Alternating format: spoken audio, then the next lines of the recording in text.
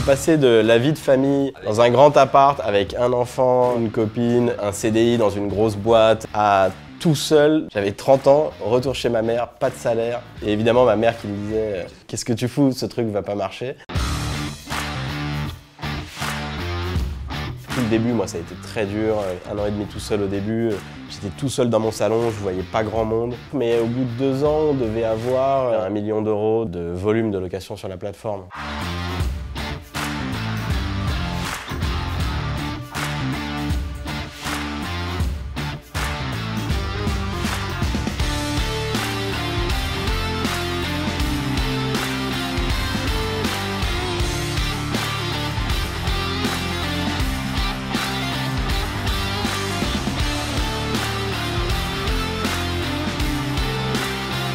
Est-ce que tu peux un peu te présenter ton parcours, comment t'en es arrivé à créer Drivee? Parce que tu disais, à la base, tu viens pas du tout du monde de la startup, ce qui est hyper intéressant. Donc je suis Paulin. Effectivement, j'ai commencé ma carrière après avoir fait une école de commerce dans le transport maritime. J'étais dans une grosse boîte française qui s'appelle CMA-CGM, qui fait du transport de containers et pour laquelle j'ai commencé à Marseille, puis voyagé au Brésil, à Hong Kong. Et j'étais dans un monde qui avait rien à voir avec la tech. Et à ce moment-là, est-ce que tu sais qu'un jour tu vas entreprendre ou pas du tout? Ouais, en fait, ça par contre, j'ai toujours eu un peu cette graine de j'avais envie de créer un projet, d'entreprendre. Donc j'ai toujours gratté sur un bloc-notes des idées, souvent assez farfelues. Donc j'ai toujours eu des idées, mais j'étais très loin de tout ça. Quand j'ai commencé à avoir les premiers téléphones GPS, ça a fait un peu de tilt, je me suis dit tiens, tout le monde va pouvoir être localisé. Et j'ai commencé à réfléchir en fait pas à Drivee, à de la location, mais à un système de covoiturage en temps réel. Je me suis dit avec les téléphones, on va pouvoir faire correspondre 2 personnes qui vont dans la même direction. Donc je pensais un peu à des idées, un peu comme Blablacar, mais plus en temps réel, un peu comme Uberpool ou des choses comme ça. Plutôt en ville que pour des longues distances où tu dis tiens, je vais à 15 minutes de là, j'entre mon adresse et là ça fait correspondre 2 trajets qui vont dans la même direction, il y a quelqu'un qui s'arrête en voiture. Donc ça, c'était ma première idée, où je me suis dit que techniquement, ça serait impossible de faire du mobile en temps réel il y a 10 ans, et c'était vrai. En fait, maintenant, ça commence à l'être. Et donc, je me suis dit, il y a une autre façon d'optimiser la capacité de voitures inutilisées. Je me suis dit, il y a toutes ces voitures qui dorment dans la rue, qui servent, pour beaucoup de voitures, servent pas plus d'une fois tous les 15 jours. Et je me suis dit, il y a une autre plateforme à créer.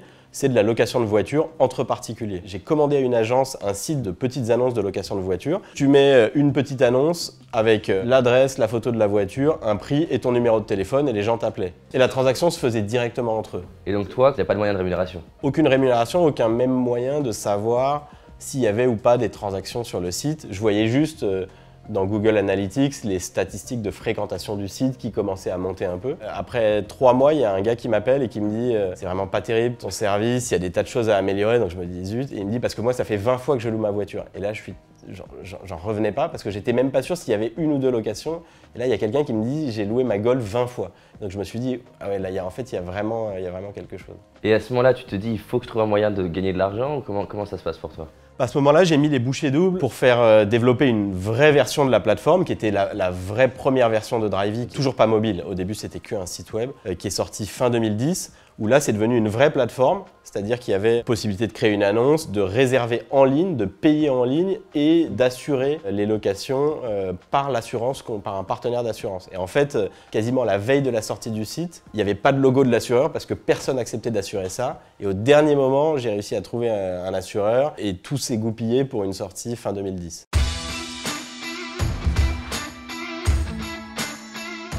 À niveau plus, on va dire personnel, dans le sens plus émotionnel, est-ce que tu as eu dans les 9 ans une ou plusieurs difficultés qui t'ont vraiment, un peu comme le boxeur là, qui prend l'hypercute dans la figure et qui a 2 doigts d'abandonner ou qui se sent vraiment pas bien ou un truc, ça a été plus dur? Et si tu en as eu un, comment tu l'as vécu, comment tu l'as géré, comment tu l'as dépassé?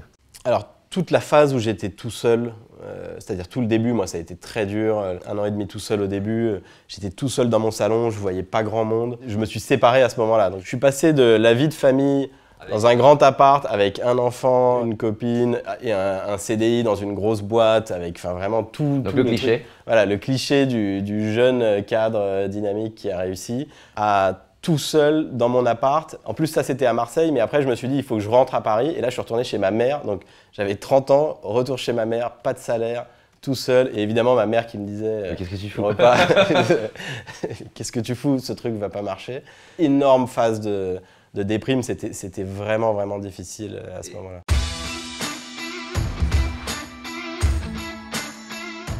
que je trouve intéressant aussi dans ton parcours, c'est qu'il y a un peu aussi cette idée que pour arriver aujourd'hui à entreprendre dans le monde de la start-up, si tu n'es pas toi-même un super technicien, bah, tu vas pas y arriver. Ou si tu n'as pas un technicien en tant que cofondateur, ça va être difficile d'y arriver. C'est intéressant. Pour toi, tu n'avais pas particulièrement des compétences pour coder ton propre site. Évidemment, tout le monde me disait il te faut un cofondateur technique. Bon, génial, mais en fait, à l'époque, et je pense encore aujourd'hui, pour 10 personnes qui veulent un cofondateur technique, il y a une seule bonne ingénieure parce qu'il y a une énorme pénurie sur le marché. Et donc moi, je me suis dit, il faut avancer. Donc j'ai fait bosser des agents, je savais que c'était pas idéal. Et je suis allé à des tas d'événements, de rencontres pour trouver des cofondateurs. J'allais dans les écoles d'ingénieurs, dans les écoles de commerce, essayer de les rencontrer. Et puis ça a fini par marcher, mais ça a pris 1 an et demi. Et pour moi, c'était le bonheur complet, quoi. Ça faisait 1 an et demi que je galérais tout seul. Que je prenais tous les appels du service client sur mon portable la nuit, etc. Donc, côté vie perso, c'était un peu dur.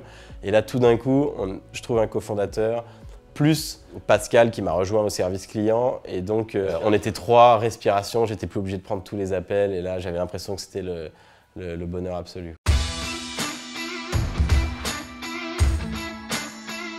Quand tu sors la plateforme, ça a marché tout de suite, ça a donné quoi? C'est vrai que assez bizarrement, entre guillemets, ça a marché tout de suite. On sort le premier site, première transaction à la fin du mois, 150 €, le mois suivant 300, et ensuite ça a doublé tous les mois.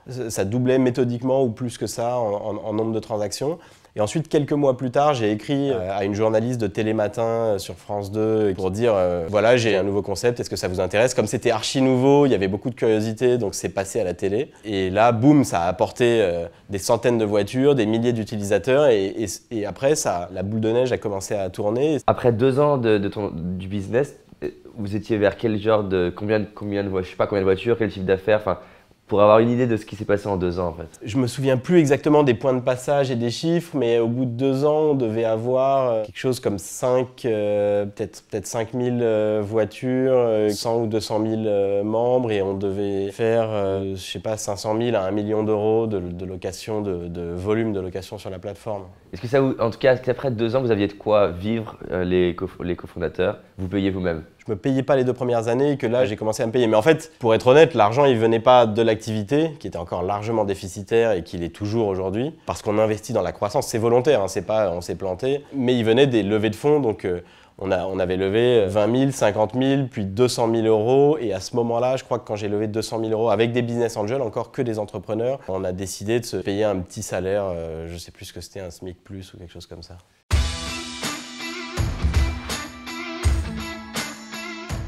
Et toi, c'est quoi qui te fait continuer comme ça et jouer sur le long terme? C'est quoi le truc, tu dis, une raison plus profonde, c'est quoi la tienne qui te donne envie de continuer?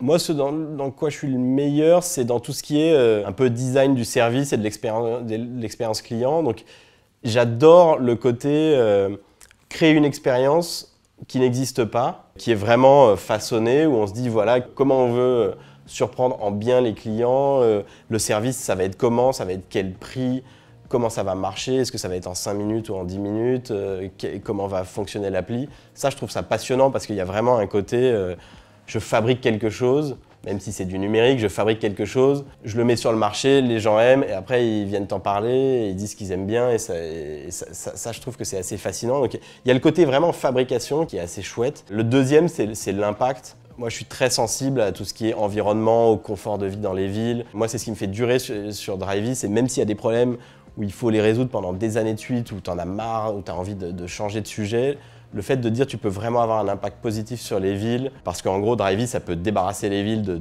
tas de voitures garées, ça peut faire baisser les embouteillages, ça peut rendre économiquement les choses beaucoup plus viables. Ça a vraiment de l'importance pour moi et je pense pour beaucoup de gens qui ont rejoint Drivee. Donc ouais, il y a l'idée vraiment d'avoir un impact écologique, l'idée d'épurer les villes, et après, c'est le truc qui toi te plaît personnellement, qui est créer un truc où les gens ils se disent « waouh, j'ai jamais vu ça » quoi. Il y a quand même de la reconnaissance, je pense que, après ça deviendrait plus psy, mais je pense qu'il y a un besoin de reconnaissance. Par exemple, pour moi, faire quelque chose qui s'adresse au grand public, fabriquer quelque chose qui s'adresse au grand public et qui apporte quelque chose de nouveau, je pense que c'est assez plaisant parce que les gens te disent « ah, c'est toi qui as créé ça, je trouve ça génial et tout », enfin c'est agréable quoi, à titre perso. Et ça, ce que tu dis, c'est que ça te donne une énergie, même dans les moments où tu as les galères, les problèmes, les difficultés, de dire voilà pourquoi je me bats en fait. Ouais, ça donne de l'énergie, ça donne de la confiance.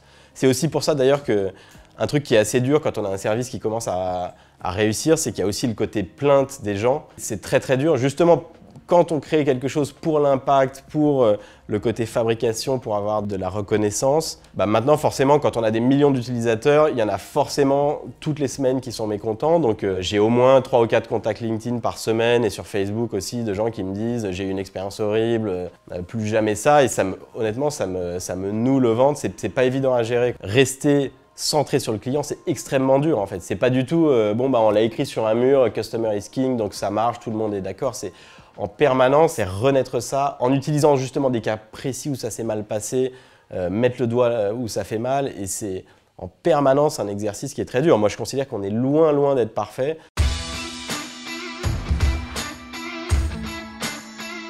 Tu vois un cas vraiment problématique, comment tu fais pour les prioriser avec tes équipes et dire celui-là il est prioritaire par rapport à un autre parce que tes équipes elles travaillent, ils ont des projets en cours. Est-ce que tu prends un truc qui est urgent et tu le mets en premier? Est-ce que tu dis tant pis, on a ce problème-là, on le gérera dans 3 mois quand on pourra? Comment tu fais pour choisir? Moi en tant que patron de la boîte, je suis quand même loin des opérations, c'est-à-dire qu'il y a des milliers de contacts de service client chaque semaine. Donc moi quand j'arrive avec un cas difficile, que je dis tiens il y a ce truc-là, regardez. L'important, je pense, c'est de ne pas avoir un culte du boss où tout ce qui vient du boss est prioritaire et on lâche le reste. Donc j'essaye de faire en sorte qu'il y ait une culture de si je dis quelque chose, c'est mon avis, mais vous devez l'intégrer dans vos priorités à vous. Et c'est pas parce que ça vient de Paulin et qu'il faut faire une bonne impression que vous devez mettre ça en première priorité. C'est pas forcément toujours parfait, mais il faut développer une culture où il n'y a pas à l'ancienne le boss qui est un peu le roi et en fait tout ce qui est autour du boss c'est archi priorisé et tout le reste ça traîne. Enfin voilà, essayer de faire en sorte que les gens se sentent vraiment propriétaires, honneurs de leur sujet et que ce soit pas top down ou tout ce qui vient du haut on le fait, on réfléchit pas trop et c'est première priorité. Est-ce que tu verrais toi des facteurs clés de réussite d'un business qui s'appliquent à plein de business? Tu te dirais tiens si un entrepreneur il a ça en tête, il a quand même plus de chances de son côté pour réussir.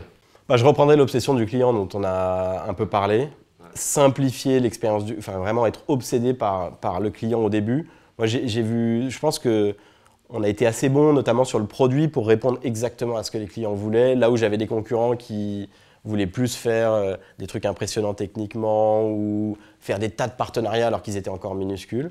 Donc obsession du client. L'autre point vraiment évident, c'est justement le recrutement et bien s'entourer où on n'investit jamais assez dans trouver les bonnes personnes. Je pense que c'est vraiment l'essentiel.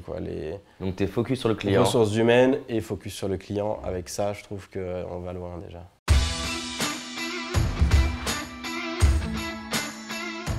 Imaginons qu'on a un entrepreneur qui nous écoute, qui a 30 ans, célibataire, il est chez sa mère, il est pas bien, t'aimerais lui dire quoi? Il est à 2 doigts d'abandonner et les gens lui disent mais arrête, ton idée elle est pourrie, t'aimerais lui dire quoi là? J'aimerais lui dire de vraiment s'accrocher et que c'est ça qui fait la différence et qu'en plus, même si ça plante au bout, c'est un énorme apprentissage. Ça c'est quelque chose qui est bien, qui a changé, c'est que plus ça va, plus en France, de toute façon, même 2 ans d'expérience d'entrepreneur qui a planté à la fin sur un CV, c'est top. Donc en fait, moi je connais des tas de gens dont le projet n'a pas abouti, mais qui ont justement très bien rebondi. Et il faut s'accrocher, c'est difficile, mais il y a vraiment des moments plaisants après. Et pour s'accrocher, toi, tu as des petites techniques qui sont utiles, je sais pas, par exemple, une manière de te parler, de bouger, du sport. C'est quoi dans un moment où tu es dans le dur, comment tu fais pour retrouver l'énergie et dire allez, on y va? Alors, le côté vraiment obsession de résoudre un problème et de ne pas lâcher,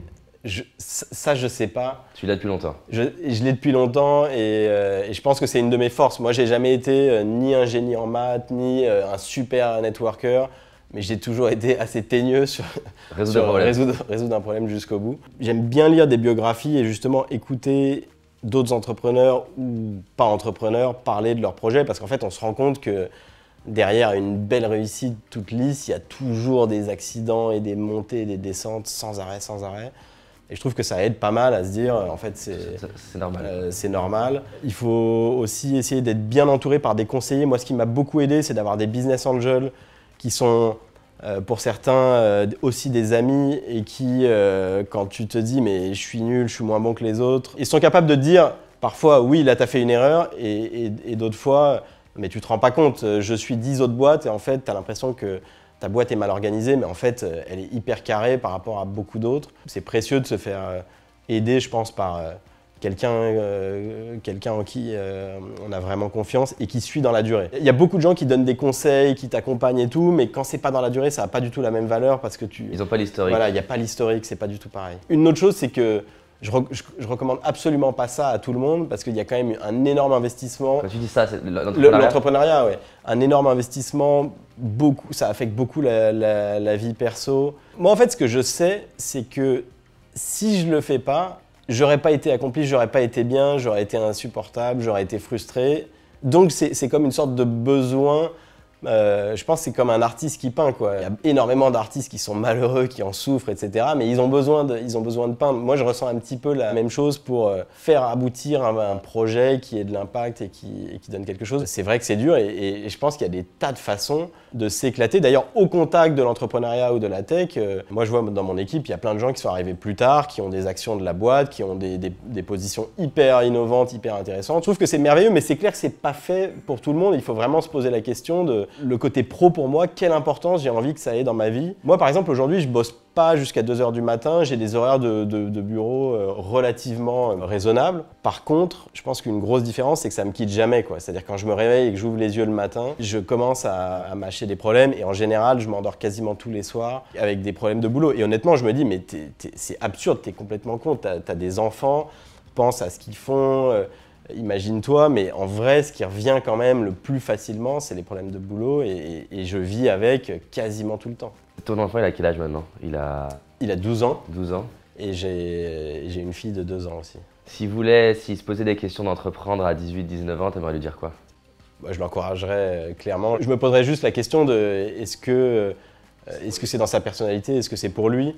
Mais encore une fois, même si on fait fausse route, le faire pendant 2 ans, on apprend énormément et ça peut être génial d'avoir réalisé, ok, maintenant je sais ce que c'est, je sais par exemple que c'est pas pour moi, mais par contre j'apporte ça maintenant dans une boîte plus grosse où j'ai compris quelque chose, où j'ai compris la difficulté, donc aussi j'ai du respect pour ça, de l'humilité, etc.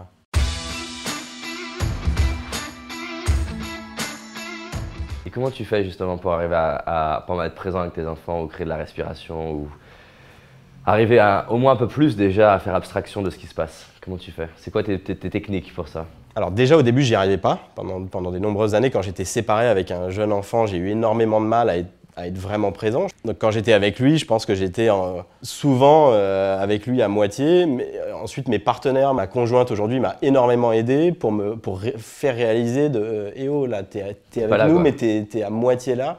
Elle m'a énormément aidé avec la maturité, les années qui passent. Maintenant, j'ai une super équipe de direction chez Drivey. Il y a 5 directeurs assez seniors, etc. Donc quand même, en faisant une bonne organisation qui tourne bien, forcément, ça donne de l'air. C'est des efforts, de la maturité, des années qui passent, etc. Et je pense qu'aujourd'hui, j'y arrive beaucoup mieux qu'avant.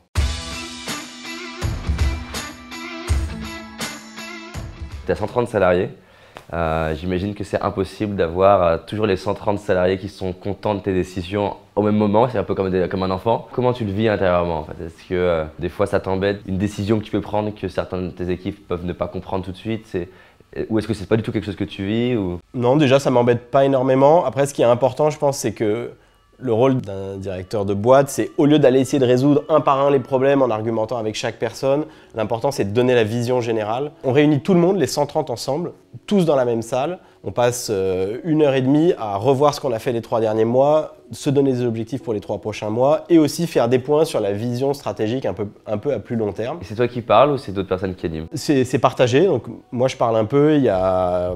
souvent les principaux directeurs qui parlent tous, et puis après il y a des sessions qui peuvent être avec des gens qui parlent pas souvent mais qui ont un projet intéressant à partager avec la boîte.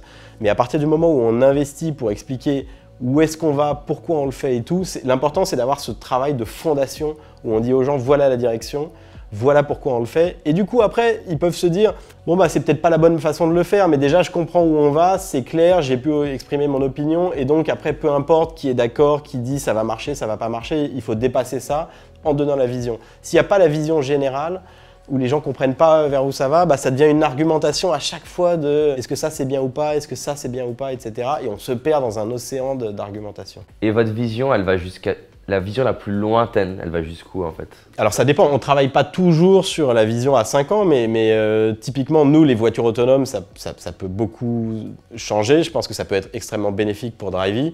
Mais donc on travaille parfois sur qu'est-ce qui va se passer dans 10 ans avec les voitures autonomes. Et plus souvent, c'est à 2-3 ans là, où est-ce qu'on veut être. Et après, ça se décline en qu'est-ce qu'on fait l'année prochaine et qu'est-ce qu'on fait les 3 mois suivants.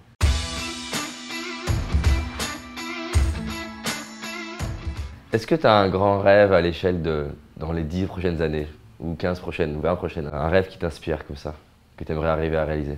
Pour Drivey, c'est vraiment…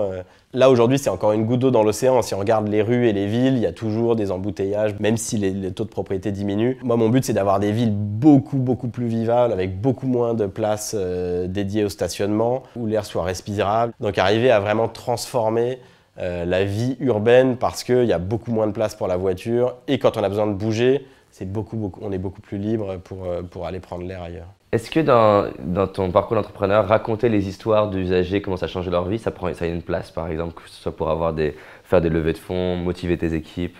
En fait, tu me fais penser, on avait décidé de le faire et tu me fais penser qu'il faut qu'on le refasse. Notamment pour le service client, c'est très dur parce qu'à chaque fois qu'on parle du service client, en général, c'est quand il y a un problème. Et on avait décidé de se dire, il faut qu'on arrive à balancer ça, donc ne pas mettre la tête dans le sable et plus voir les problèmes, mais avec des histoires justement où ça s'est hyper bien passé, où Drivey a vraiment eu de l'impact pour eux. Et il y a des gens dont Drivey est la principale source de revenus, donc on leur change vraiment la vie, on leur permet de sortir d'une mauvaise passe. Il y a des gens qui vendent leur voiture et qui font que du Drivey, donc ça a quand même vraiment un impact. Et on le fait pas assez, et je pense que c'est hyper important. Encore une fois, c'est être un peu customer-centric, mais d'écouter ce que les clients ont à dire et aussi le bon côté des choses et le partager avec tout le monde. Donc, je vais première décision en retournant au bureau tout à l'heure. Parfait, alors à servir. Je vais mettre un petit rappel là-dessus.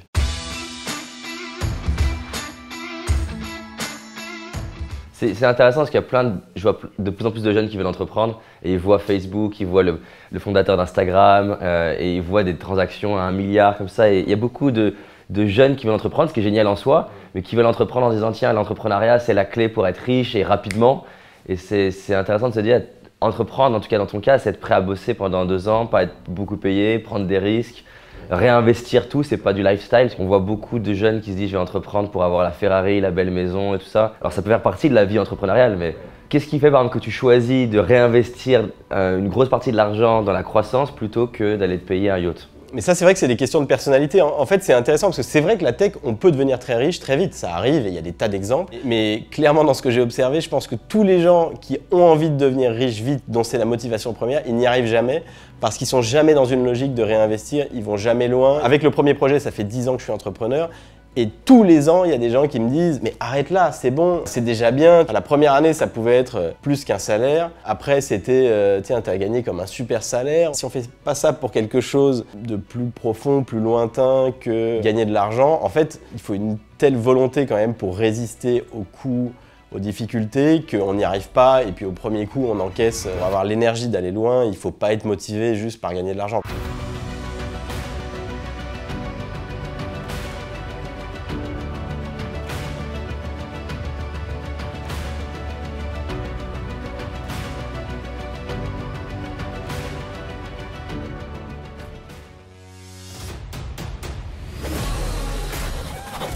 J'espère que la vidéo t'a plu, en tout cas ça a été beaucoup de boulot. Je souhaite vraiment que peu importe le regard des autres, peu importe la peur d'échouer, tu fonces et tu ailles réaliser tes rêves. J'ai identifié 6 obsessions contre-intuitives que les gros entrepreneurs ont et qui font leurs résultats. Quand je dis gros, je parle d'Elon Musk, Steve Jobs, Jeff Bezos, Warren Buffett. Ces 6 obsessions ont permis à mon entreprise de décoller et ont permis à certains de mes clients de faire jusqu'à x10 la même année. Donc si ça te dit, tu as envie de recevoir ça, je te l'envoie dans ta boîte mail, clique juste ici et tu vas le recevoir. Fais-le maintenant car je change régulièrement de vidéos gratuites. Rappelle-toi, cette année c'est notre année et on avance ensemble.